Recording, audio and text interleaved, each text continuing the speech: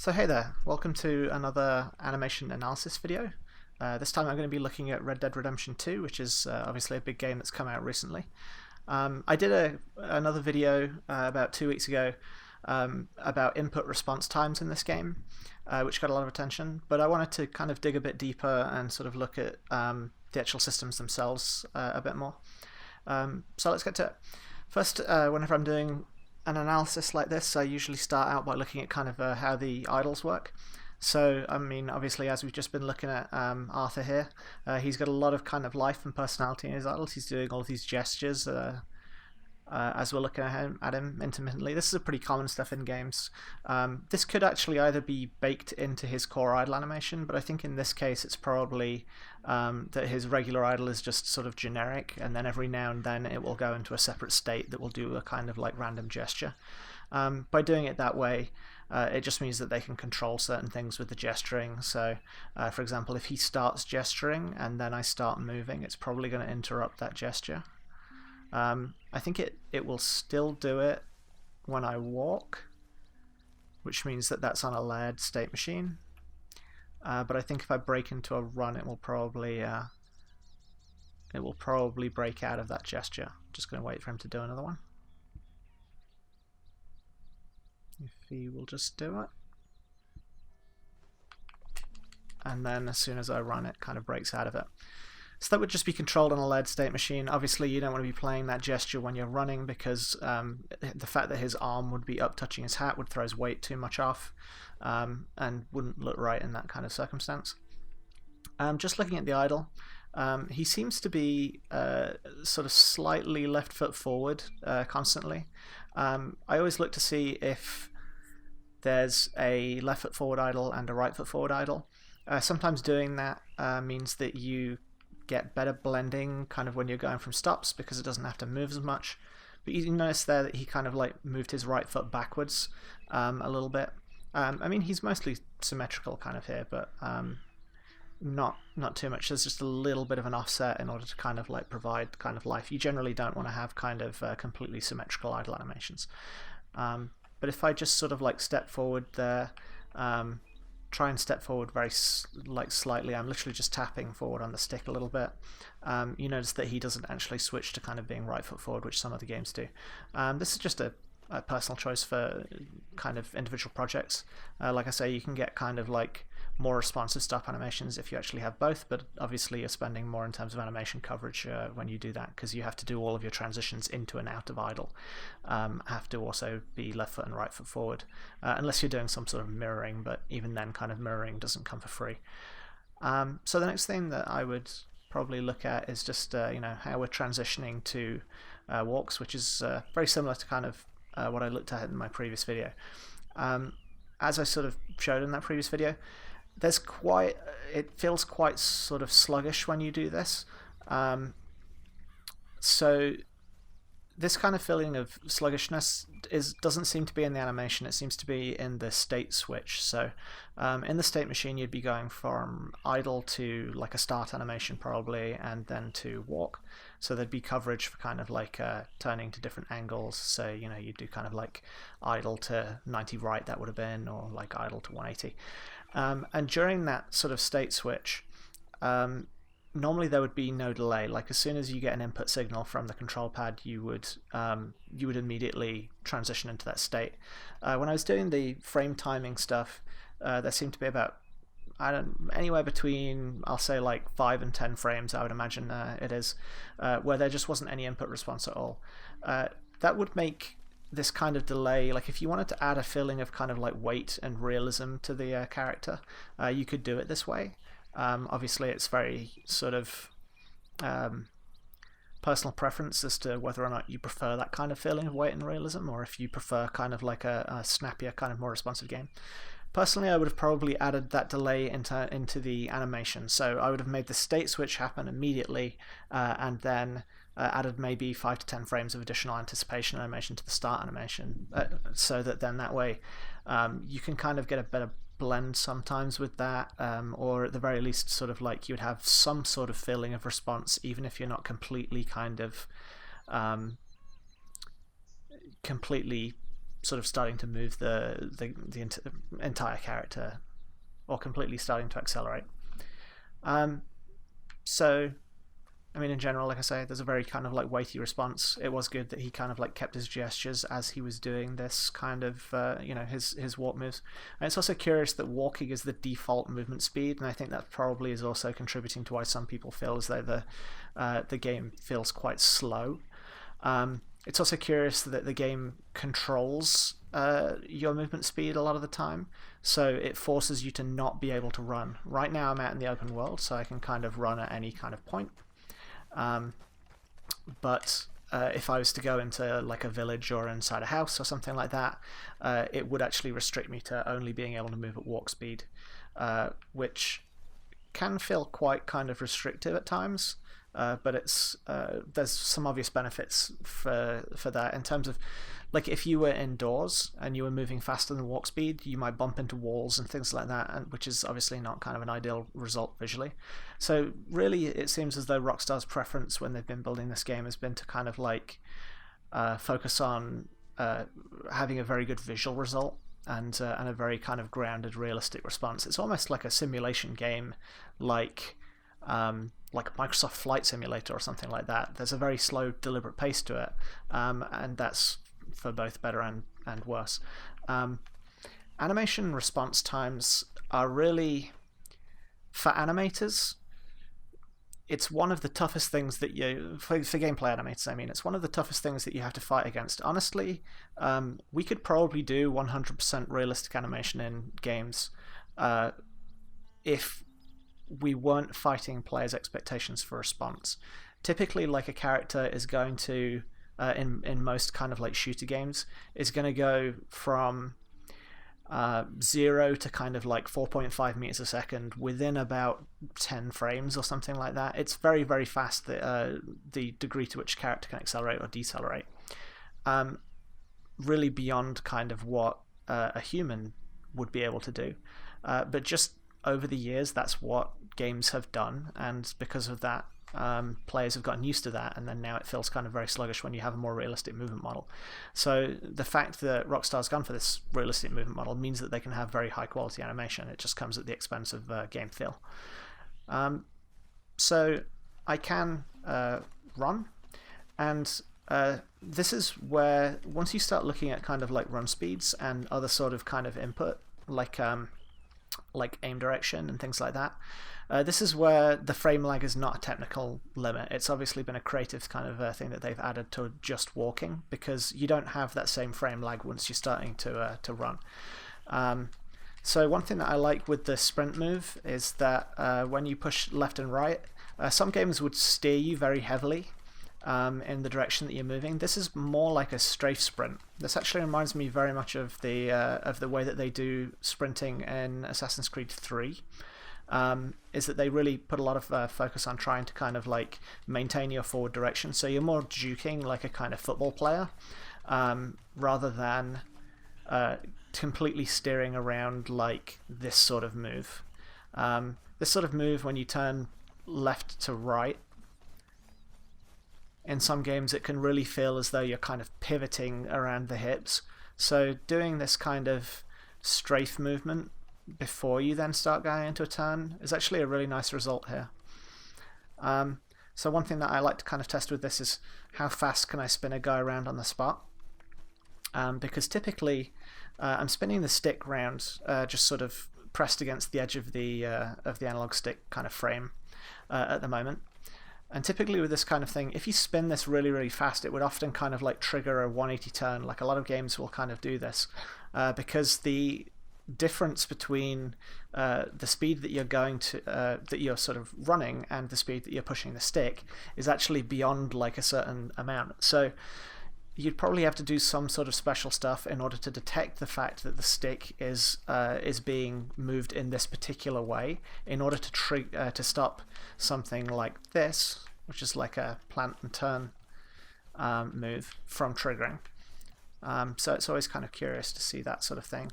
I always like to test this sort of thing, and this is, again, it's really favouring not having bad blends, and there's a lot of kind of but it's well implemented. There's kind of at no point do you really feel as though this is breaking down. Like usually in games, the easiest and quickest way to kind of like break things and start to make things look ugly is to just jam the stick in all directions, which is what I'm doing here.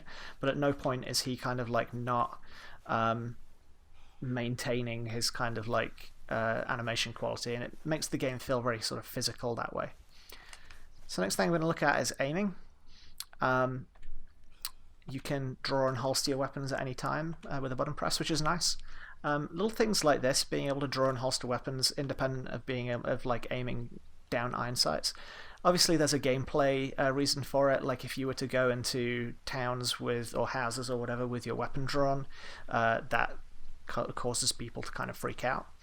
But at the same time, even though it has a gameplay function, actually a lot of the function of it is almost like performance. Like if you're trying to get the player to feel as though they're a cowboy, being able to switch between these states at will is really sort of lets you kind of act and perform. Like a lot of stuff like their conversation system as well is kind of like obviously allowing the player to do things other than just shoot, climb, melee attack and things like that. And I really think it's helping to kind of make the world feel more alive. So I just went into aim here. The curious thing with their combat system is that when you're aiming a pistol, he's obviously right foot forwards slightly. And then when you switch to aiming kind of a rifle type weapon, you're then left foot forwards. So these are probably completely different strafe sets here. You could potentially share the lower body if you were to kind of like offset the forward facing direction. You could actually kind of use similar animations, but I'd imagine in a game this size, something like this is probably unique animation sets for both rifles and pistols. One thing that you might have noticed is that when you first draw a gun, so I'm going to pull out my bolt action rifle here, the first time that I go into aim down sights, it actually kind of cocks the weapon. But then after that, it's only doing it. It will only do it then when you draw a new weapon out. So little kind of like touches like that help give a sense of realism to the game. So you'll notice on these aim sweeps, it is actually blending between animations here. There's a couple of different ways that you can do this. One way is that you would create a blend space of animations, so you'd create a pose here, a pose here, and a pose here, or maybe poses for 45 degrees as well, and then you blend between them based on some sort of control parameter like aim in the y-axis or aim up or down.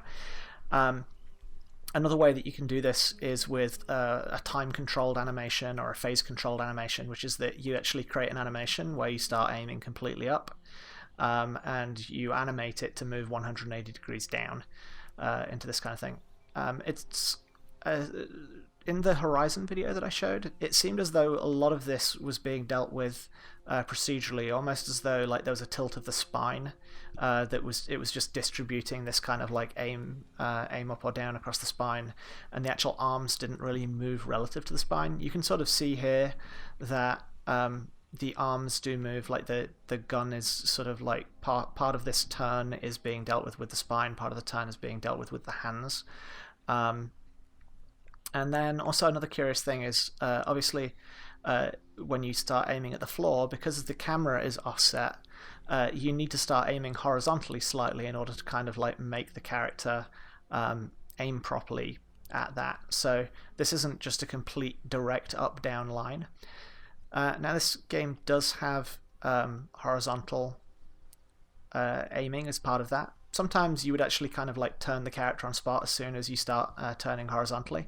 This does the usual thing, like a fairly common thing of having limits. I think it's probably negative 90 degrees to kind of positive 90 degrees. If I just do if I just switch to the pistol, it might be easier to sort of see. So when I first aim out, this will be at 0 in X in terms of the aim direction probably.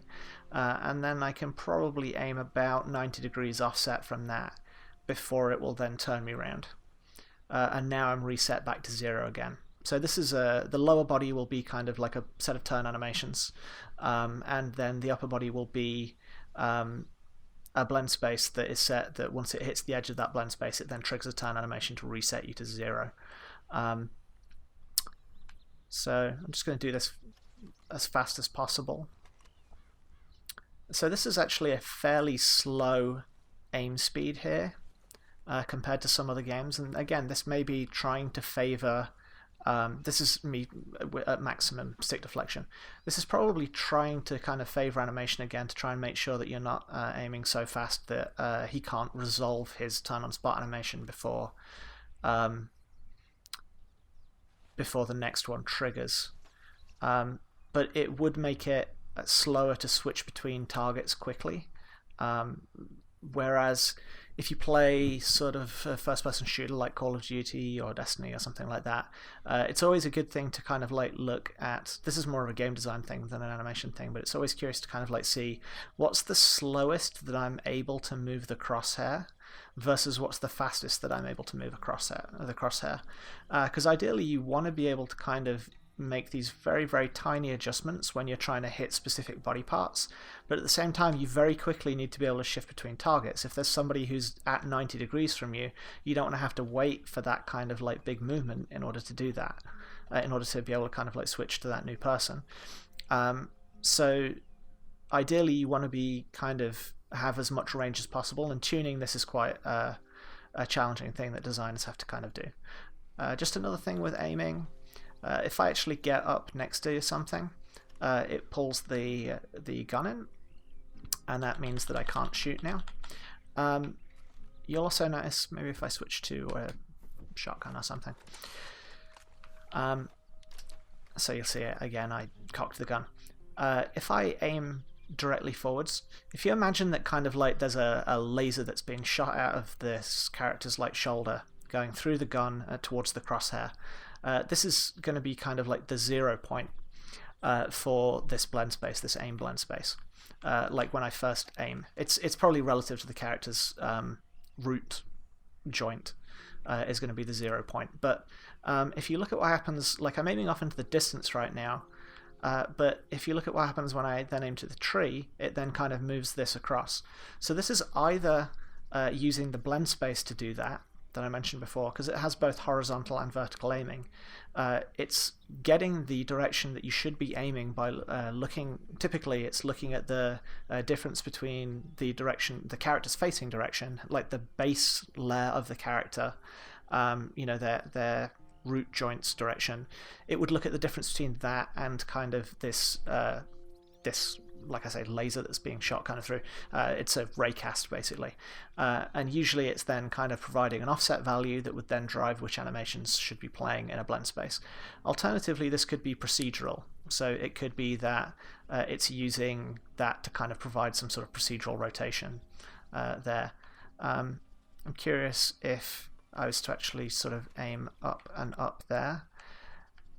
Yeah, that gets kind of a different result, so I wonder if that is a procedural kind of thing. If you go and look at the Horizon video that I made, that actually would have kept the gun aiming straight like that, but would have had, or in their case, a bow aiming straight, but actually still shoots the projectiles out of the center of the camera.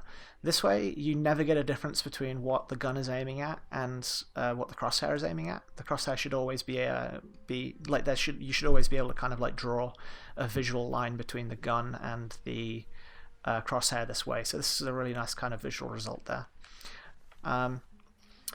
Recoil animations. These are always pretty good. Obviously, reloads have to be pretty fast in order to kind of be responsive for gameplay. I'm just going to try something else here. It is really cool actually that when you have like a rifle type weapon and you draw a pistol out, like it doesn't immediately holster that weapon. I thought that was a really neat touch. You have to always think with this kind of thing though about whether or not, like how exactly you're going to animate that gun. Like, is this like layering that? I'd imagine that this is definitely not like a full set for holding a rifle in the right hand. It could be that you copy the pistol set and then kind of animate this full body, but almost certainly it's probably a layered animation on that hand, just to make him grip the gun properly. But it's possible that if I just holster this here and just holster again in order to kind of put that on the back, and then I'll pull the gun out again.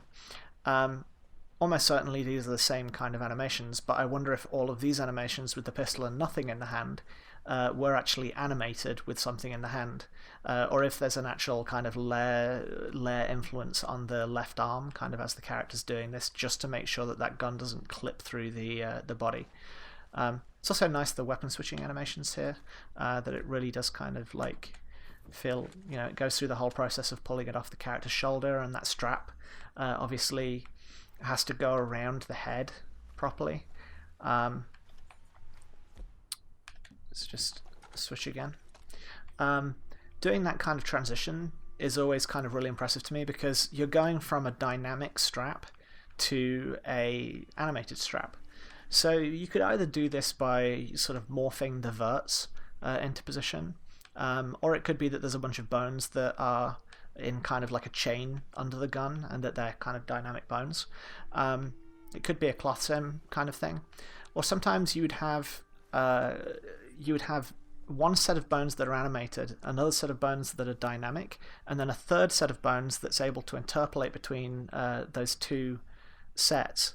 And then that way you can have stuff that's both animated and dynamic. So it could be the same kind of like strap here is actually the same strap that's kind of, when I switch over, and that you're just then able to control which bits are dynamic when, or which bits are animated when. So one interesting thing, I'm just going to draw the gun here. So you can shoot from the hip, or you can shoot from aiming, and it obviously has to kind of transition between those very quickly. Just if I aim and shoot behind me here, I'm going to shoot my horse, so I'm going to face away from this. It's curious as well that he's got head look on everything, by the way, but the head look seems to be interruptible by some of the gestural animations.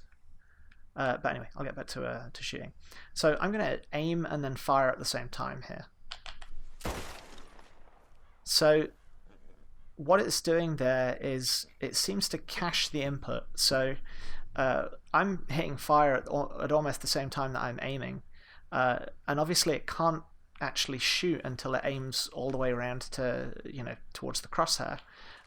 So because of that, it seems to be remembering that I've shot, so that then as soon as I get around to the point at which I'm able to shoot, it's then shooting a bullet. I'm not sure if that's how it is, but that seems to be how it is, at least.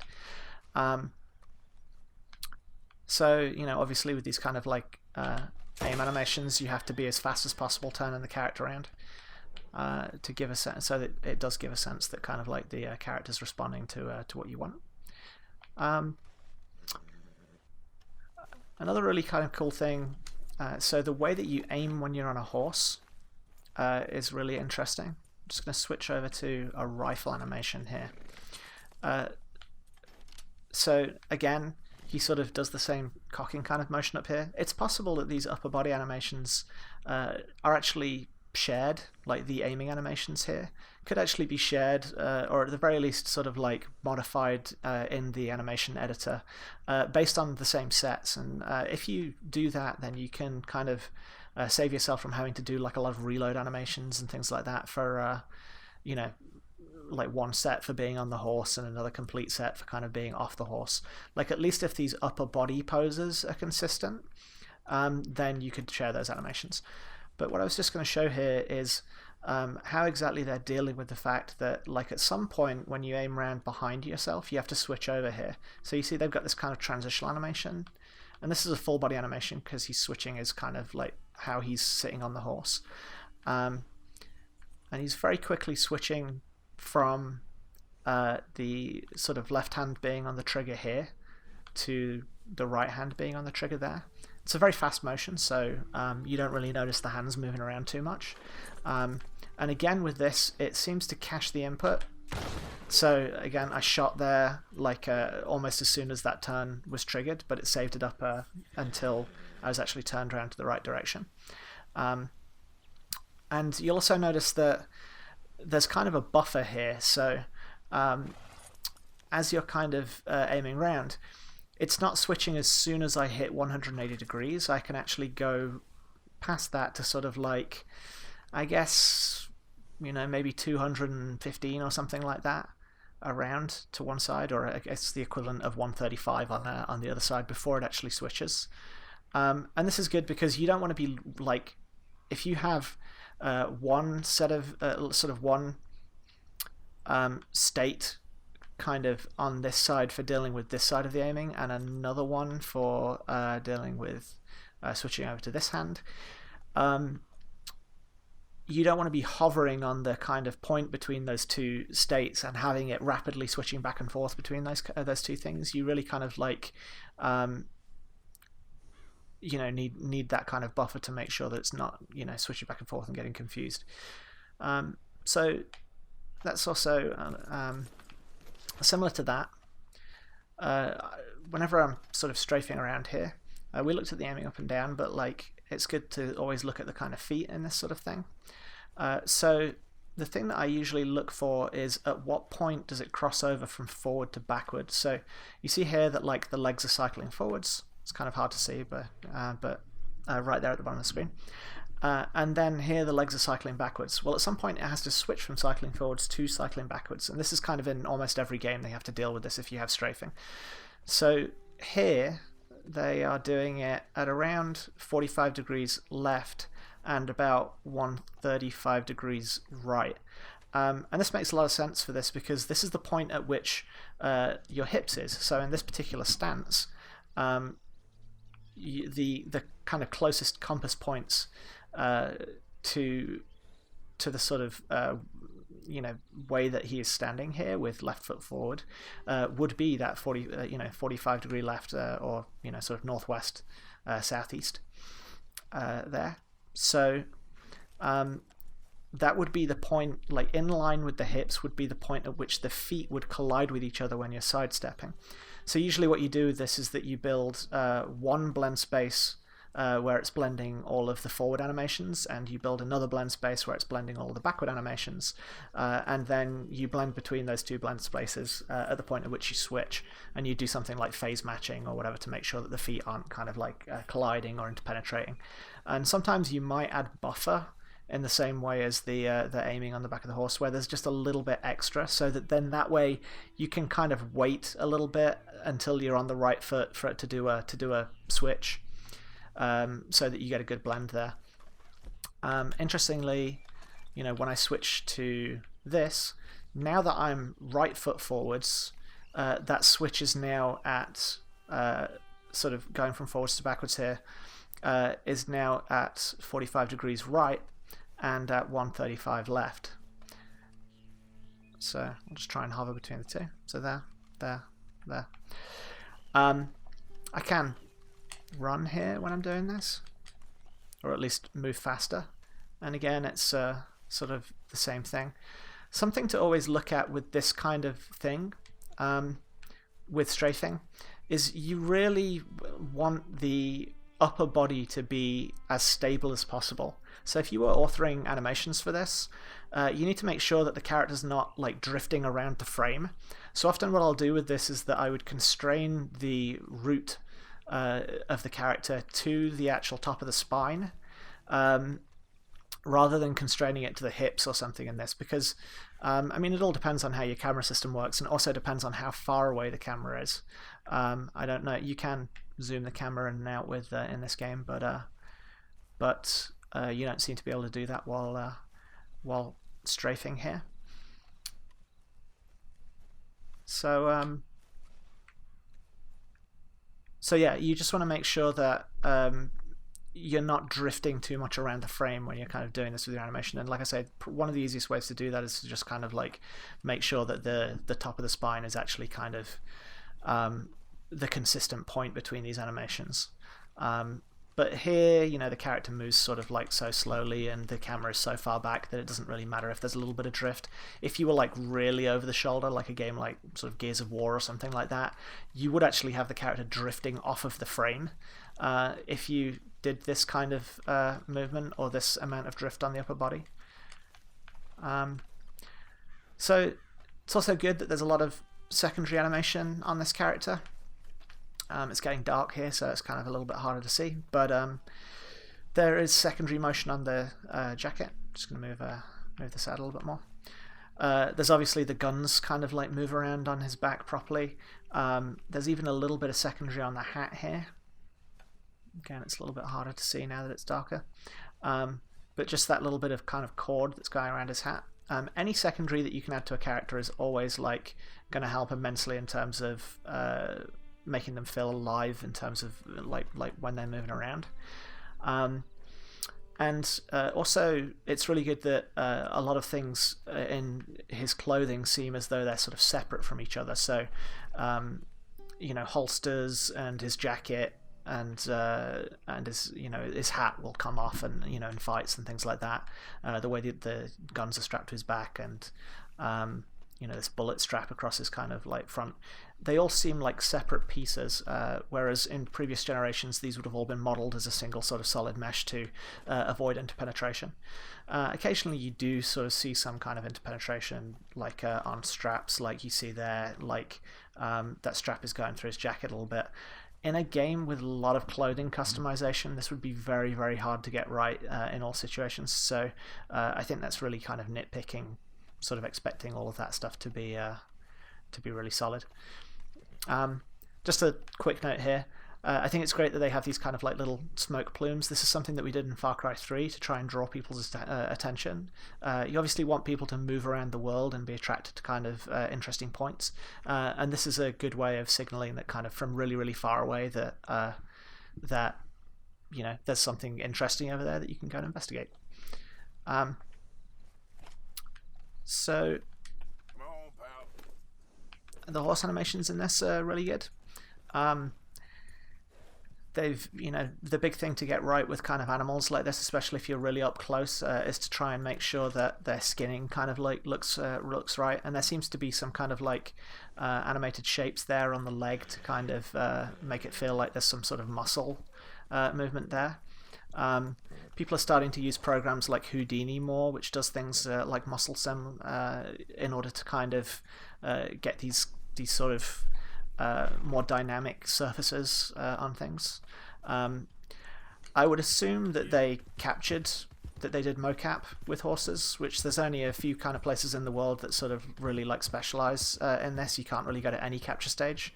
But these are really good kind of horse animations. If they're not captured, then it's fantastic animation.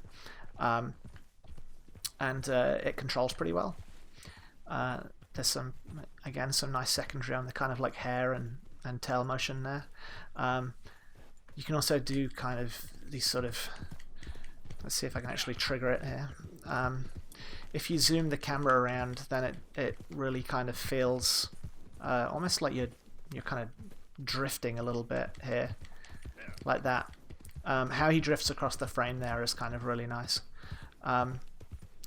Speaking of which, you generally seem to be just slightly off center to the left. I always kind of like looking to see how the camera works with this kind of stuff. You can, you know, as I said before, you can kind of pick camera distances in this game, as I'm sure everybody knows. But it's always curious to see kind of like, you know, whether or not the character drifts at all. But here you pretty much maintain a constant position where no matter what distance you are. Some games will allow drift. Something like Uncharted wants a very cinematic feel to their stuff, like almost as though a cameraman is in the scene with you. So because of that, their camera has kind of quite a bit of drag on it. The character moves first across the frame, and then the camera kind of moves afterwards. One neat thing that I really like is Horizon actually has it where the camera drifts. I did notice a little bit of drift there. Yeah, the camera drifts like this. So if you're walking into the side of the frame, you want to give the character some real estate so that you are not just going to kind of like bump into a wall or something like that. So by letting the camera lead a little bit, that's probably better than dragging, because now I have just a little bit more space to see when I'm about to hit something. And if I run fast, it may do it a little bit more. No, it's about the same. It's still very constrained, but you'll see that kind of like when I stop moving, the camera then settles so that now I'm back into the center again. Obviously, this game, well, first of all, I'll just, this game does have sort of traversal moves.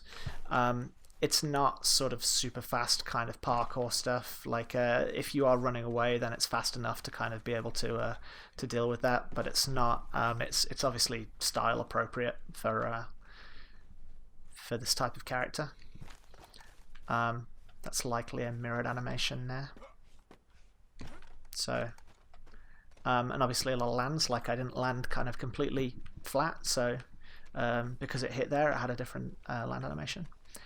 So I'm just going to walk into town now, because there's a lot of there's a huge amount of effort has been put into this game in terms of crowd life.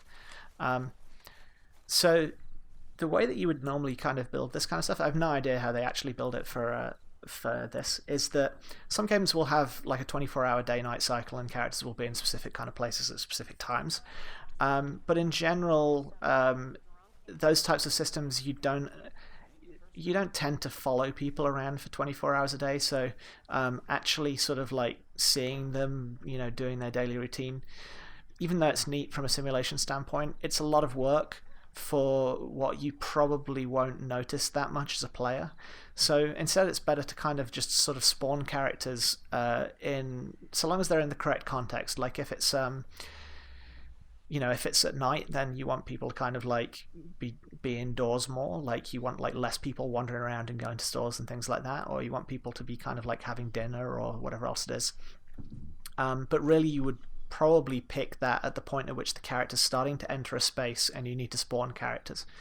So usually what's done here is that there will be some sort of entity in the editor that you can add to the game world, that sort of level designers or world designers or quest designers or whatever else can add to the game world in different places.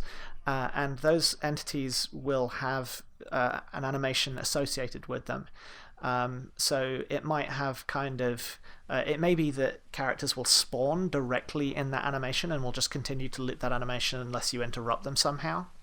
Or alternatively, one thing that you can do is you can have these things sort of attract NPCs as they're wandering around. So you could have it be that NPCs are systemically kind of like wandering around the space, and if they get within X number of meters of one of these points, they get attracted to it, they move towards it, and then they start doing that action. And then there'll be extra rules in there in terms of doing things like specifying which NPCs can take which type of actions, because obviously you don't want to have like I don't know, like a sheriff start, going to the butcher shop and becoming the butcher or something like that. So you would either you would sort of associate those things. You'll notice that when I come and talk to this guy in front of me, he has an actual transition animation for turning around, like a transition animation with his body for kind of like turning around and talking to me. So I'm going to say something to him. Mister? Yeah. He's not responding. Maybe I'll antagonize him. Well, let's try that again, feller. Hello. Ha ha. So that was really interesting, actually. Like, the real amazing thing about this game is that everything is in context.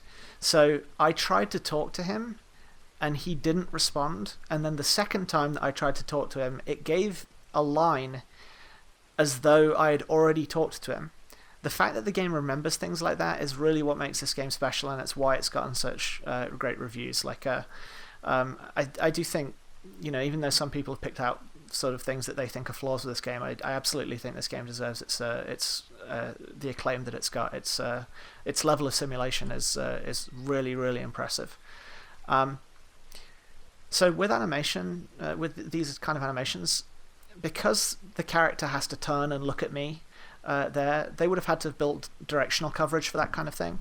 And there are so many different potential actions that NPC characters could be doing that you probably would try and limit the number of core kind of poses that these characters are in.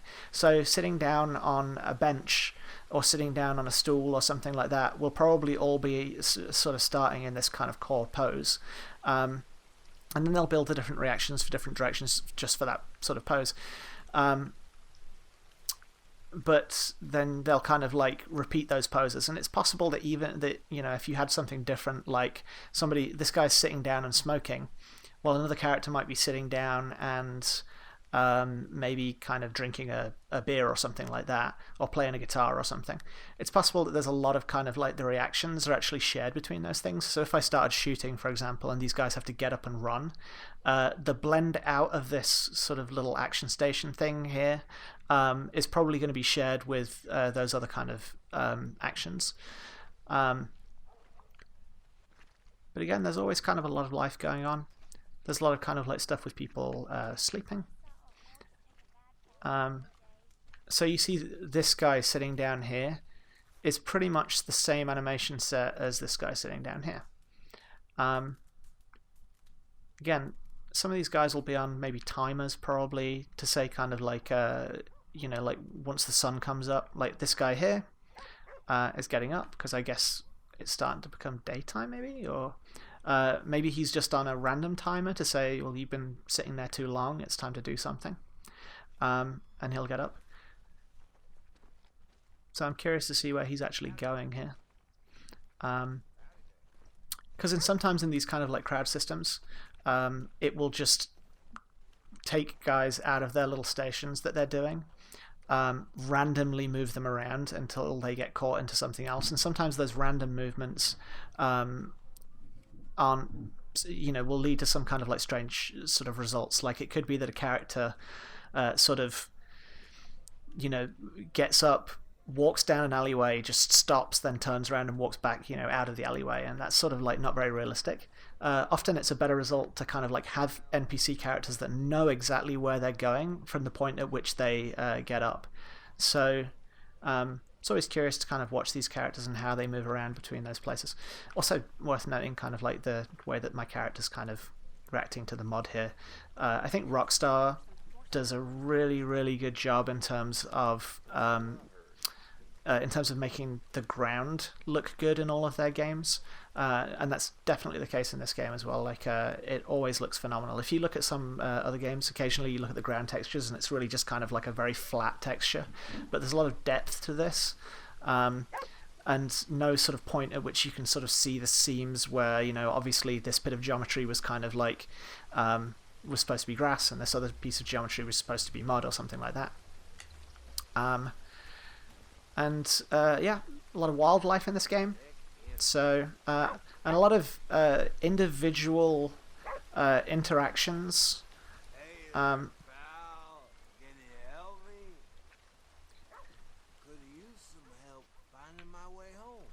So this has actually locked me, like I said before, that like you do actually get kind of locked into a specific movement speed. Oh no, okay, I can still run in this kind of in this case, but it did actually force me to kind of like look at that guy. That's one of the great things that this game does, is that it's really placing content in front of you. So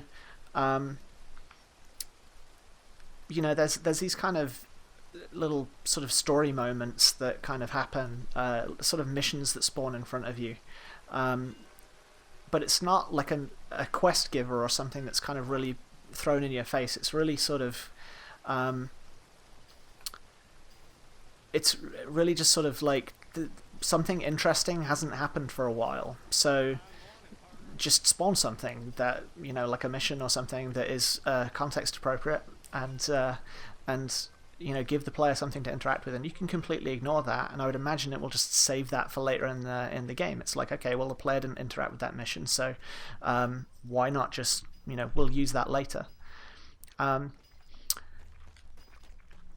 So curious, kind of like, so as he goes up the steps here, it's probably treating these steps as though they're just like no, actually he's doing a pretty good job of like hitting those steps exactly. I'm just and also there's a little acceleration up there. So this is probably steps specifically. I was just wondering if it's essentially treating this like a slope, but it's really impressive that these are actually kind of like step animations. The difficulty with doing any sort of like slopes like this, or any sort of steps, because steps are especially difficult, people would always think of them as having to just do the animation coverage for going up and down like this, but if I try and go diagonal along these steps, that's always the kind of like tough thing.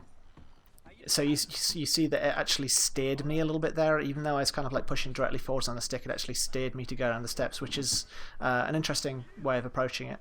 I think some people would kind of like worry that that sense of, you know, the game taking control would make it feel as though you weren't actually controlling the character, but in this case I didn't even really notice it that much. So I'm going to go towards a door to sort of see how they're dealing with that kind of stuff. So usually with this kind of, because you actually align there to the door and actually touch the door handle, and so I assume that that is kind of either steering the character towards the door, or there's a whole set of entry animations for different angles. So if I come at this at 45 degrees, he's going to push the door open, but I don't know how much it's going to steer me. So I think that's probably an animation that's specifically been done from, you know, different angles. So, you know, maybe I'm approaching it kind of like directly on, then at 45 degrees left and 45 degrees right. And that could either be a blend space, or it could just be picking the closest one and then steering me the rest of the way. So we'll see what it does if I kind of come at this at 45 degrees. So there's no obvious kind of like shifting me into a position, so it's likely that there's kind of different entry animations. It's similar to kind of things like Rockstar's been doing this, you know, done this before with like ladders and things like that. So it's a similar sort of thing here if I come from one angle.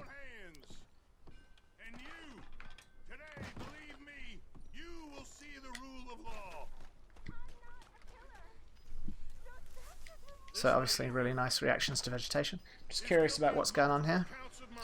So this is another kind of thing similar to what I was saying, where it's kind of, I've never seen this before. This is just something that that I guess it decided to spawn. What's curious about these kind of things is that I could interrupt this and everybody would have to respond. So how this plays out, like, you know, I don't know if you have to release her, or what the deal is. I think as well that this sheriff is the actual sheriff from the... Oh, okay, that's a bit gruesome. So that reaction seemed very context-like appropriate. So I don't know how much that was just dialogue, and they were using generic kind of animations, or if it was more kind of like... yeah, I don't know what that was exactly. It could be that they were all just captured together. Like, I know that there are some scenes in, you know, your camp with your other bandit outlaw people, where it feels as though, like, you know, when they're singing songs together and stuff, it feels as though they're all kind of they've all been captured at once on the mocap stage. I'm just curious. I know that this is a bit gruesome, but I'm just curious to see whether or not she's actually dynamic here. No good reason to be on these gallows, boy. Okay. So, yeah, cheers. So yeah, I guess we'll end this video with some combat. So, there we go, and now I'm wanted. So I'm curious, I guess this guy's going to freak out and run.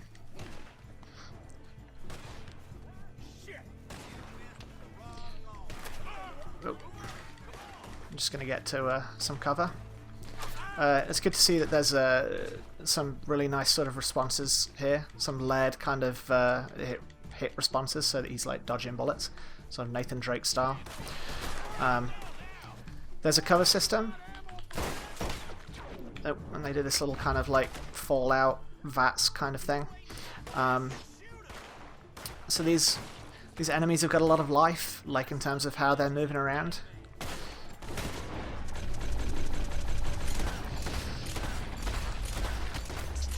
It seems like mostly ragdoll on that hit reaction. It's good that his hat comes off, that kind of... oh, being shot from the side there.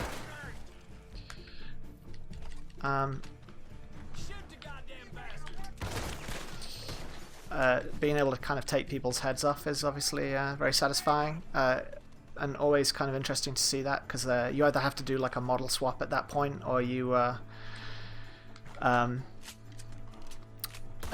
sometimes people will just take the head bone and will like shrink it to being 0. That's one way of dealing with that, and then you replace it with another mesh. Oh, and there we go. I'm dead. So there we go. I think we'll leave the video there, pretty much. But this is a great game, and Rockstar's done a really good job of it, and there's some really nice animation in there.